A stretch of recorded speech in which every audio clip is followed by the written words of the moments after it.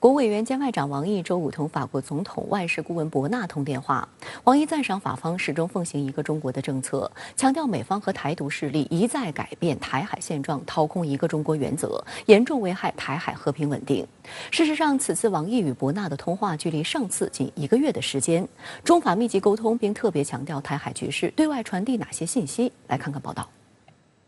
王毅表示，当前形势下，中法关系持续稳中有进，不断取得许多新进展，具有重要示范意义。中法都是拥有独立自主传统的大国，国际形势越复杂，越应承担起维护世界和平、促进共同发展的国际责任。值得注意的是，在此次通话中，王毅特别阐述了中方在台湾问题上的严正立场，赞赏法方始终奉行一个中国的政策，强调美方和台独势力一再改变台海现状，掏空一个中国原则，严重危害台海和平稳定。在涉及国家主权和领土完整原则问题上，任何国家都没有退让的余地，中方理所当然要采取行动，捍卫自身正当权利，防止出现更大危机。博纳表示，法方赞同维护国际关系基本准则，维护地区安全和平稳定。同中方一样，法方拒绝冷战思维，反对集团对抗，希与中方携手应对当前国际和地区危机，向全球传达团结正面的信息。博纳说，法方始终恪守一个中国政策，尊重中国的主权和领土完整这一立场从不改变，希望继续通过对话协商维护台海稳定。此次王毅与博纳通话距离上次通话相隔仅1个月时间。中国现代国际关系研究院院长助理张健在接受深圳卫视记者采访时表示，短时间内再次通话凸显中法双方关系紧密协调程度较高，特别是在过去一段时间美国大打台湾牌，欧洲一些反华政客蠢蠢欲动的背景下，中法此次通话传递多层信息。第一中方的立场是坚定的，因为台湾问题涉及中方的红线，中方是绝对没有退让的余地。我想呢，这个应该是充分传达了这个信息法方呢也传达了这样一个信息，就是说法方呢是坚定不移的坚持一个中国政策也在某种程度上呢是理解中国的在台湾问题上呢对美方的一些反制措施法方呢也表示反对冷战思维，也反对集团政治我想呢这也表明呢中方在涉台问题上是有很大程度的这个理解的。观察指出，欧洲国家的亲美反华派长期对美国亦步亦趋，但美国政府无论是在历史上还是当下，都实质上奉行美国优先。拜登上台之初，就在阿富汗撤军问题上狠狠地坑了盟友一把。因此，虽然拜登极力拉拢，但在盟友内部一直对美国存在质疑。此次博纳的表态也说明了这一点。一些西方政客和舆论近期借佩洛西窜台，炒作并恶意歪曲台湾问题的历史经纬和中方立场。中国驻欧洲多国大使近期密集接受当地媒体采访，澄清事实真相。中国驻法国大使卢沙野在接受今日俄罗斯电视台法语频道直播采访时强调，台湾问题是中国内政，美国严重违反拒绝履行其在中美建交公报中做出的承诺。卢沙也说，中国政府采取的反制措施是对佩洛西这次窜台的回应，目的是威慑、警告美国和台独分裂势力，因为他们的行为严重侵犯中国主权和领土完整，严重损害中国核心利益。Alors, Monsieur l'ambassadeur, vous parlez d'ingérence. Qu'est-ce que vous craignez justement avec cette multiplication de visites à Taïwan? Nous craignons la guerre américaine. La guerre, parce que si on laisse leur activité provocatrice et incendiaire continue, donc au bout de ces provocations, ce sera la guerre. Pourquoi? Parce que la réunification de la patrie, la rentrée de Taïwan à la patrie, c'est notre mission, c'est notre intérêt vital. Donc, aucun pays dans le monde ne permettra pas de laisser séparer une partie de leur territoire, y compris la Chine. Nous ne permettrons pas non plus Taïwan de se séparer de la Chine. 中国驻挪威大使易先良也对挪威国家电视台表示，台湾是中国的一部分，就像斯瓦尔巴群岛属于挪威一样。佩洛西宣称这是一次官方访问，还公然将台称作国家，这些行为越过了红线，不仅仅是中方的红线，也越过了美方对华承诺的红线。我觉得意义还是很大的也很明显，因为台湾问题很多欧洲人我想说实话呢，还不是很了解这个问题这个来龙去脉到底是一个什么样的问题。我想呢，通过密集发声通过各方的一些关注可以让欧洲人更好的理解台湾问题。我想呢，这个目的呢，应该说是达到了。值得注意的是，在佩洛西窜访台湾后，以立陶宛交通与通讯部副部长瓦伊丘凯维丘特为首的立陶宛代表团紧随其后抵达台湾，并进行为期5天的窜访。中国外交部随后宣布对瓦伊丘凯维丘特采取制裁措施，暂停同立交通与通讯部任何形式的交往，暂停同立国际道路运输领域交流合作。但立陶宛当局仍不知悔改，试图倒打一耙，召见我驻立临时代办表示抗议，还要求中方撤回制裁。张健告诉深圳卫视记者，正是因为中方制裁措施打痛了立陶宛，他才提出要求中方撤回制裁的请求。没有任何一个欧洲国家像立陶宛这样，在这个涉华涉台问题上跳得如此之高，做法呢如此的不理性不成熟。我想呢通过这些反制呢，可以让这个立陶宛更深刻的能够让他去感受到自己他的一些错误的这些做法带来了一些比较严重的一些后果。张健认为，作为一个小国，立陶宛一直以来依赖美国的保护，而美国希望立陶宛在涉台问题上挑衅中国，并挑拨中国和欧盟的关系。此前有欧洲媒体曝光，立陶宛方面曾邀请欧盟其他国家代表团共同窜访台湾，但遭到了拒绝。这显示立陶宛因激进反华言行已经在欧盟内部被孤立。他自认为呢受到美国和北约的这个保护所以他有恃无恐，在很多问题上呢，应该说他已经走得严重过头。可以说呢在欧洲人看来呢，立陶宛已经成了一个麻烦制造者我想呢立陶宛在欧洲如此的孤立也说明了这一个问题。自佩洛西窜台闹剧受到解放军所导演训严厉反制以来，在台湾附近出没的美军里根号的动向备受外界关注。台当局将里根号航母打击群当成救命稻草，五角大楼和白宫官员还相继一度表态，要求里根号在台湾附近逗留，甚至鼓吹将派舰机穿越台湾海峡。不过，里根号近日已被多方证实返回母港横须贺海军基地，没有穿越台海。据日本共同社披露，美国海军核动力航母里根号已于当地时间周五返回横须贺基地进行补给和维护。美海军目前并未向外界透露此次里根号航母返港究竟是结束部署还是临时靠港休整，但有分析指出，里根号没有如外界此前预计穿越台湾海峡，或显示美方没有进一步在佩洛西窜台一事上刺激中国。按照惯例，里根号每年10月结束部署。在目前林肯号已经返回母港的情况下，如果里根号也结束部署，意味着美军在太平洋将出现航母部署空窗期。因此，里根号此次大概率是临时靠港休整和补给，很快会重新活动。美国国会众议长佩洛西窜台以来，作为美军离台湾地区最近，也是全球范围内唯一前沿部署的航母，里根号的动向受到高度关注。外界注意到，2号晚间，佩洛西的专机呼号 SPAR-19降落台北松山机场。里根号当时横穿菲律宾群岛后，抵达台岛东部海域。随着佩洛西离台，里根号也迅速离开台岛北上，前往日本附近海域停留。有岛内舆论当时就指出，里根号根本就是为了保佩洛西而来，而不是为了民进党当局宣传的所谓保台而来。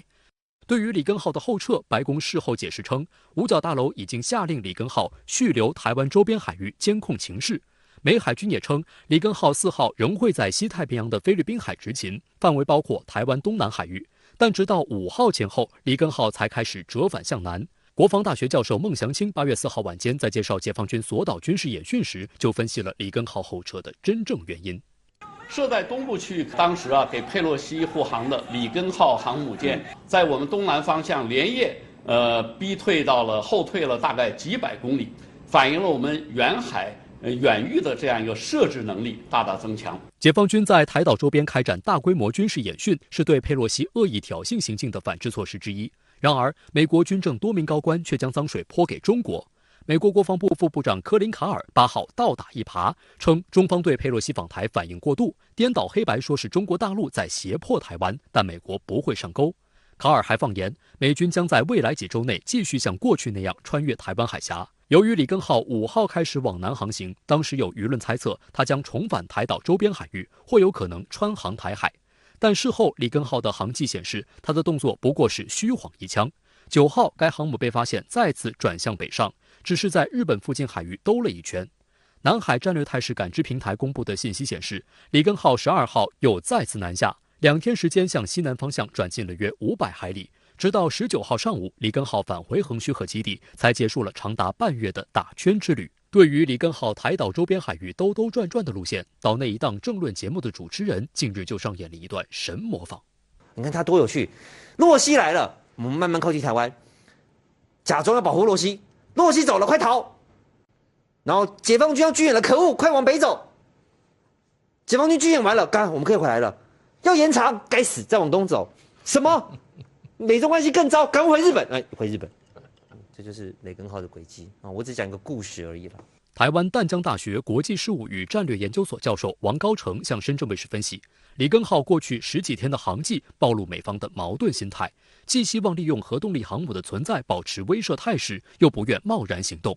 王高成认为，虽然美方口口声声说在几周内将会派军机军舰通过台海，但里根号大概率不会执行这一任务。返回横须贺港，我想目的也是避免就是引起大陆的误解而做一些更激烈的一个反应啊。所以虽然现在就是美国的印太事务的这个主管坎伯，他就是说美国在数周内会派遣这个军舰经过台海啊，但是如果是派航母的话，那它的一个整个的一个政治意涵啊，以及对大陆来讲，它的一个挑衅性会更高啊，可能会更引起大陆的一些反应。我觉得未必是美国所乐见的啊。尽管里根号已经返回日本横须贺基地，但美国近期打着自由航行的幌子，派舰机穿越台湾海峡挑衅的可能性仍值得警惕。有分析指出，随着里根号入港，它的护航舰艇有可能取而代之，执行穿行台海的任务。今年7月穿越台湾海峡的美国驱逐舰本福德号就是里根号的护航舰艇之一。此外，当前美海军在台湾附近海域还有迪里波里号2栖攻击舰在活动，另一艘2栖攻击舰美国号正在日本佐世保基地停靠，他们未来的动向也值得关注。与此同时，美方还歪曲事实，炒作解放军军机警告驱离、抵近侦察的美军舰机的行动。里根号隶属的美海军第7舰队司令卡尔·托马斯周二在新加坡对解放军在太平洋上空拦截美国及其盟国军机的日益强硬举措表达担忧，声称这些举动是危险行为。托马斯还拿所谓的航行自由说事儿。他表示，每当美国展开航行自由行动或盟军飞机接近中方认为的敏感区域时，解放军就会变得更加咄咄逼人。事实上，中方早已明确指出，中国军队一贯基于国际法和国际惯例，按照安全规范和专业的操作要求展开相关行动。中方绝不允许任何国家打着航行自由的旗号侵犯中国主权和安全，危害地区和平稳定。不过，即便托马斯向中国猛泼脏水，但他也不得不承认，解放军总体上的行动相当专业，危险的空中拦截仍属少见。央视军事频道周四曝光了一段解放军飞行员在夜间驱离外机的视频。在东海某海域，东部战区海军航空兵海空雄鹰团近日在一次夜间空战对抗训练中，塔台突然接到指令，一架不明国籍的飞机朝我领空飞来，官兵们立即转进1等战备，在空战机由训转战前出查证空情。我是中国海军航空兵，你已进入我领空，立即离开，否则将遭到拦截。我们根据当时的机载设备和相应的技术手段，确定对方位置以后，立即飞过去，对对方进行驱离。之后，我们在指定空域位置进行巡逻待战。值得注意的是，过去几年时间里，海空雄鹰团曾多次驱离外国军机，挫败其侵犯中国领空的企图。而在此次夜间对抗训练中，突遇外国军机逼近我国领空，解放军战机迅速实现由训转战，证明海空雄鹰团的训练水平以及协同作战、协调指挥能力都达到了一流水平。相关话题来连线南海战略态势感知计划主任胡波。胡先生您好。美军里根号返回日本母港，这艘航母之所以引人注目，是有所谓传言称它将穿越台湾海峡。您对此如何看？这种传言是相当不靠谱的。就是首先，美国从来没有说过这种话。就是美国几个高官说的都是美国将有军舰和飞机穿越台湾海峡，当然这个都是例行公事的成分，每个月都会有美军的军舰穿越台湾海峡，所以这个本身不是个大新闻。但是这个有媒体和这个相关一些专家把这个就是特别是台湾的把这个移花接木，就是说美军要派遣航空母舰穿越台湾海峡，所以这个本身这几个新闻就不这个传言就是不真实的，就是这个是个谣言。那第二个从实际情况来讲的话，就是这个也对美国来讲，这个不是一个非常好的选择，因为从政治上讲，这对中国大陆来讲是高度的挑衅，然后从军事上讲，这基本等同于自杀。就是台湾海峡实际上对美军的大型的这个大型的水面、大型的平台不是很友好的。它第一个相对来比较狭窄，另外这个水文条件也很复杂，特别水深情况比较复杂。还有一个就是交通状况非常繁忙，非常繁忙。所以大型军舰、大型的平台从台湾海峡过都是高度紧张，就是船上的人可能在高度紧张，以防被包括渔船呢给撞了。更何况就是从战术上讲，就是形势越紧张，它越不会把航空母舰放在台湾海峡或者跟台湾海峡相近的区域。离得越近，中国能打击航母的这个工具就越来越多。而且这个现在中国这个军力的话，美军航空母舰在台湾海峡或者台湾海峡周边，基本上就是个靶子。这个美军相当清楚，所以和平时期如果中美关系好，那美国还有可能让航母从台湾海峡过。关系越不好，双方这个竞争越激烈，对抗越激烈，它越不可能让航空母舰从台湾海峡经过。所以理性选择的话，我觉得如果有这种计划的话，这种计划基本上等于这个战略挑衅和战术上的自杀。那么从佩洛西登台到离台，里根号的航迹有哪些特别值得注意的地方呢？我们看这个航迹，7月26号，里根号航母打击群从新加坡折返回来，经过南海，然后再穿越菲律宾的群岛水域，然后到达这个巴士海峡以东的这个区域。就1号的时候，它基本上已经到达了这个为佩洛西专机护航的这个正位。所以这个是很明显的，就是但这个任务完成了之后，他马上就离开了这片区域，就是往日本本岛的方向就是前进。至少公开来讲，他的主要的任务就是这一段时期吧，就是1个星期或者2个星期的时间，他的主要任务就是为佩洛西护航。当然，这个8月4号之后，这个里根号的航迹到8月19号，它这个航迹非常奇怪，就是它在菲律宾海进行了多次的这个往返、折返啊，有的人说绕圈啊，有的说这个各种的动作。那这个的目的，因为第一个，它的任务发生了变更，它的目的是第一个我觉得是向对外宣示自己在这个地方有存在。另外呢，也是希望一旦有什么事态发生，可以能够及时的反应，因为它一旦返回母港，航母要想再次部署的话，这个周期可能会更长。这个主要是出于政治上的考虑，政治外交上的考虑。美海军第7舰队司令近日大放厥词说，解放军对美方航行搞拦截，不安全且充满挑衅。但他后来又自我矛盾地说，解放军拦截过程中表现专业。这种矛盾背后反映了什么呢？首先就是从近些年的这个情况来讲，就是每天中美两军会发生就是数起的，甚至十余次的这种海空相遇事件。美国总是恶人先告状，总是说先指责解放军的如何，但实际上情况来讲，因为美军的在西太平洋的过度部署，就是美军一线的这个海空兵力都处于一个极度疲劳的状态，所以他们经常会有一些过激的一些动作。所以从事实来讲，实际上是美军不是很专业，只不过中国不善于表达，中国也不善于，就是也不倾向于，也不习惯对外披露相关的细节，所以美国就声音比较大，说中国解放军不专业，但事实上正好相反。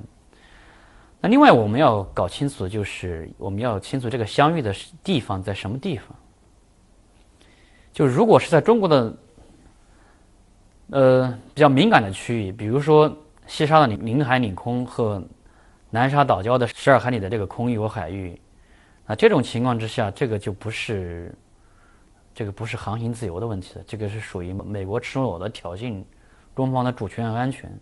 那在这种情况之下，就是任何一个国家主权国家对于外国军舰、飞机试图进入自己领空或者是管制区域的这个反应都会非常大。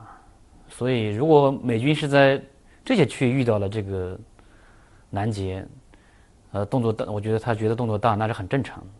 美国前总统特朗普被抄家一事，不仅让特朗普本人再次站上了舆论巅峰，也让外界意识到特朗普在美国国内的影响力依旧不容小觑。针对 FBI 搜查海湖庄园一事，特朗普在其社交媒体上暗示，一个大的回应正在酝酿之中。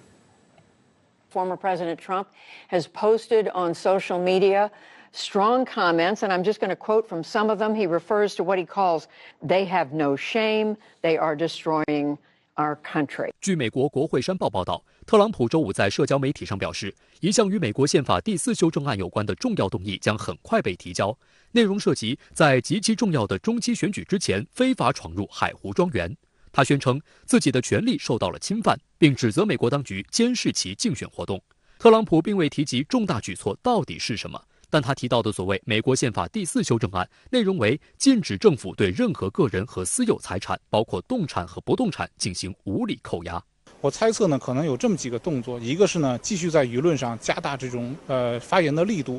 我想主要的呢就是渲染自己是一个受害者。我想这一招呢，对于这个支持他的这个选民来说呢，应该还是有一定作用的，可以在这个舆论上呢形成对手的压力。那么第二个呢，他可能会寻找一些法律的途径，做一些起诉啊、指控啊这方面的东西。就在外界猜测特朗普所说的重大举措究竟指的是什么之际，他的次子埃里克出来替父发声。埃里克在周4接受福克斯新闻专访时，不仅抨击 FBI 执法野蛮，还透露他们手里保留了 FBI 搜查海湖庄园的监控录像，正考虑在适当的时候对外公布，以此暗示 FBI 在搜查过程中可能存在违规情况，并很有可能被监控拍到了。My father has been so cooperative. I mean, and that's what doesn't make sense to the whole family. My father said, anything you guys need, let me know.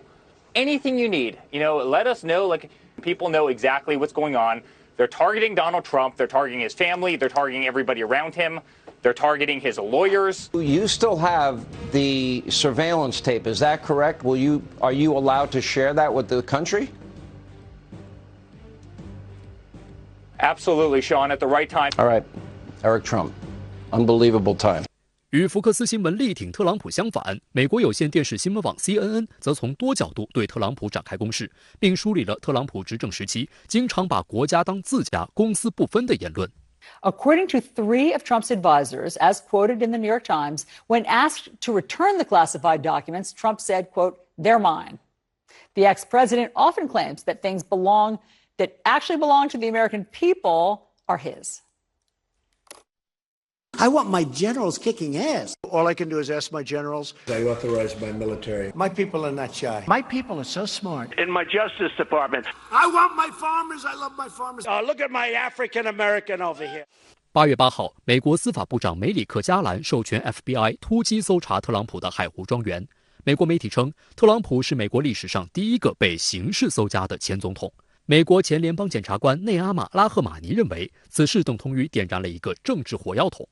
FBI 当天从特朗普家中带走了10几个箱子，宣称包括11份机密文件，其中一部分被标记为绝密或敏感隔离信息。白宫办公厅前代理主任米克·马尔瓦尼对 CNN 表示，虽然他从未看到特朗普故意销毁重要文件，但他曾多次目睹特朗普撕碎文件。另据《纽约时报》报道，在特朗普任职期间，白宫工作人员经常在总统官邸的厕所里发现撕碎的印刷纸。Curious, that's not supposed to be there.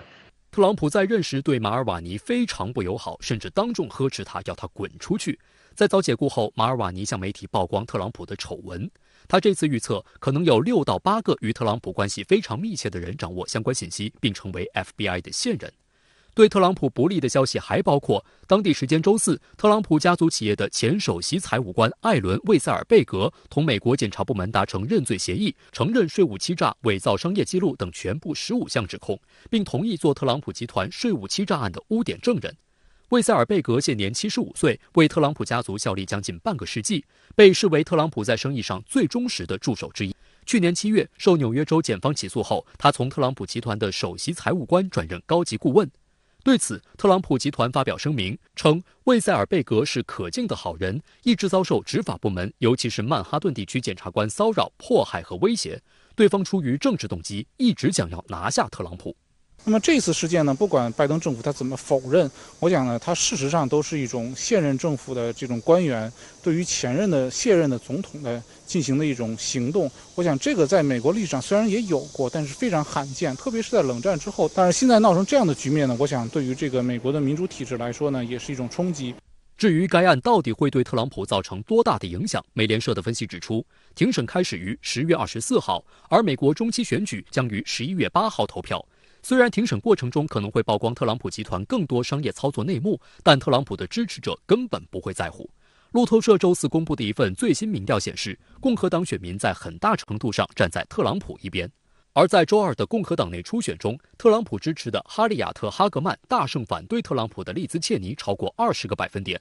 后者是前总统切尼之女，一度被视为2024年美国总统的热门人选之一。她曾支持弹劾特朗普，现在担任调查特朗普的106委员会副主席，是共和党内建制派反特大将。丽兹·切尼在党内初选中落败，显示共和党对特朗普已经失去制约能力。事实上，特朗普在共和党初选中为超过200位候选人背书，其中约180人已经胜出。特朗普也被视为共和党的金手指。有舆论担心，共和党已经成为特朗普党。而特朗普的卷土重来不仅进一步撕裂了共和党和民主党之间的党争，还加剧了共和党内部的互撕。福克斯新闻它有个统计，就是说寻求连任的共和党候选人在初选中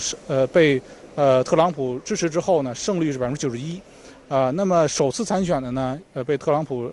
支持之后呢，他的胜率是71%。我想这都是压倒性的。所以呢，在这个整个这个共和党内部呢，我想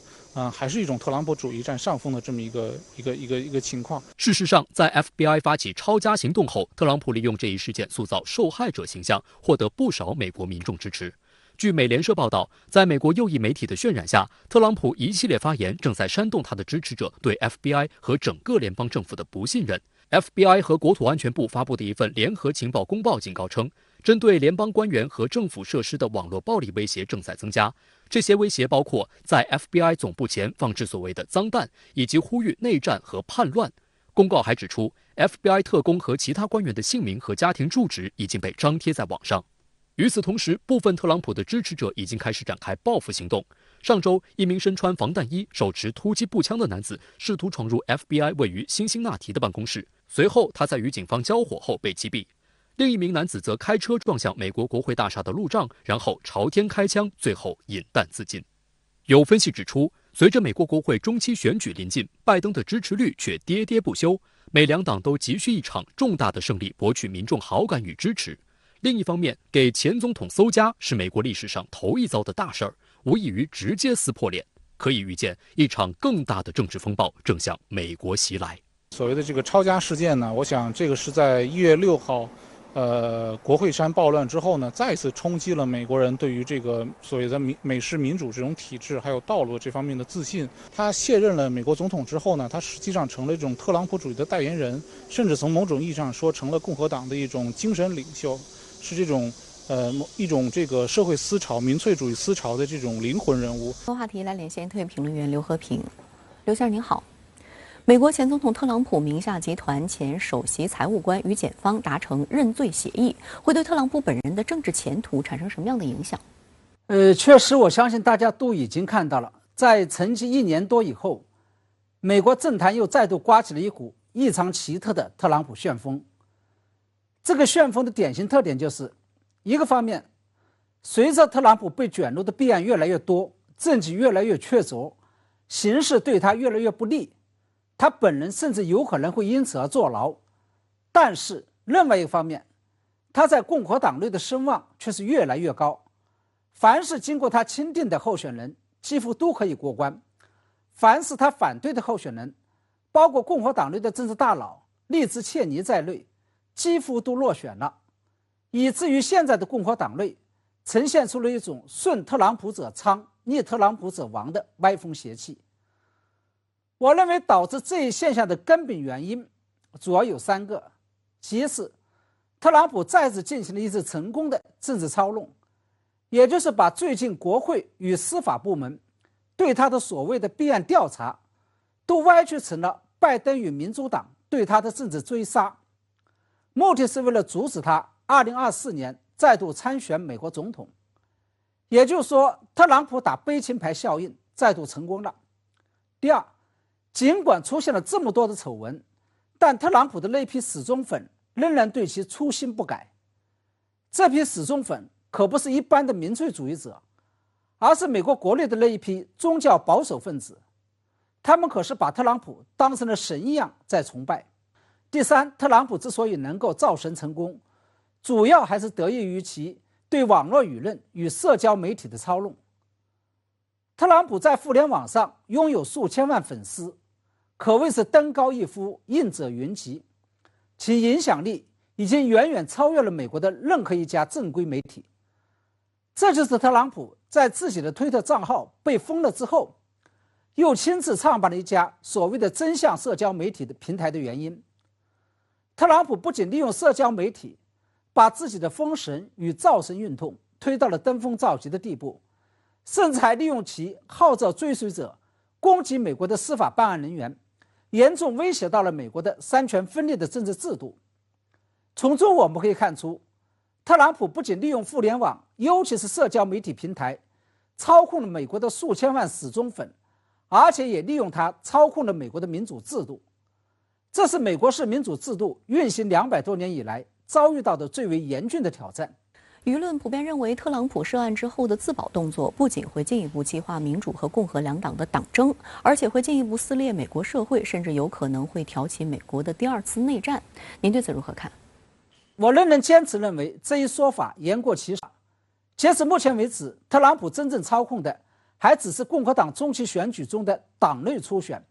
并不是真正的中期选举。我认为在特朗普死忠粉都是共和党内的保守派，而且这些保守派又是共和党基本盘的大背景下面，要做到这一点其实并不难。但同时我们还要看到，特朗普也碰到了自己从政生涯上的死结，也就是其政治影响力被牢牢地定格在共和党的基本盘当中，没有办法再进一步扩展开来。不仅如此，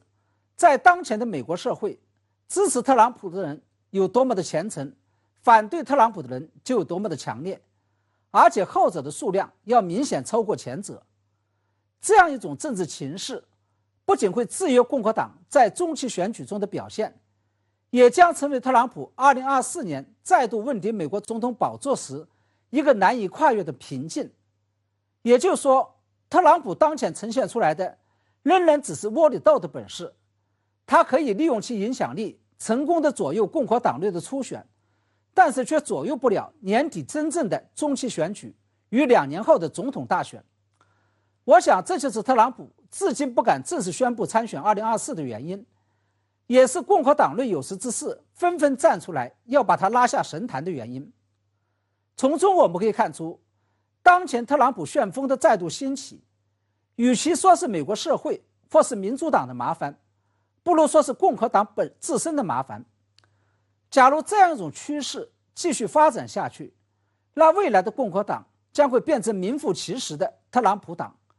并且会因此而产生3个非常严重的后果。其一是，